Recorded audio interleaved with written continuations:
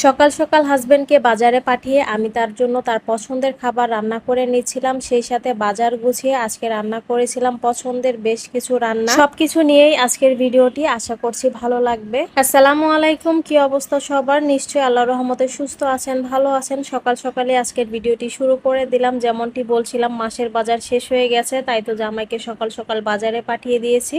আমি এদিকে খিচুড়ি রান্না করে নিচ্ছি। সকাল সকাল খিচুড়ি খেতে কিন্তু বেশ ভালোই লাগে। আজকের খিচুড়িটি হাতে মাখিয়ে বসাবো। বেশিরভাগ সময় খিচুড়ি আমি এভাবে প্রেসার কুকারে হাতে মাখিয়ে রান্না করে থাকি। শুধু ভুনা খিচুড়িটা এমনিতে রান্না করি। এভাবে রান্না করলে রান্না যেমনি সহজ, খিচুড়িটা অল্প সময়ে হয়ে যায় এবং খেতেও অনেক বেশি মজা হয়। চাল ডাল ধুয়ে পানি ঝরিয়ে নিয়েছি, তারপর প্রেসার কুকারে দিয়ে দিলাম। তারপর দিয়ে দিলাম কাঁচামরিচ কুচি, বেশি করে পেঁয়াজ কুচি, রসুন কুচি, দিয়ে দিলাম সামান্য আদা রসুন বাটা, হলুদের গুঁড়া, লবণ, সামান্য গরম মশলা, তারপর দিয়ে দিলাম সয়াবিন তেল। এবার সবকিছু হাত দিয়ে খুব ভালো করে মিক্স করে নিব। আর পানিটা দিতে হবে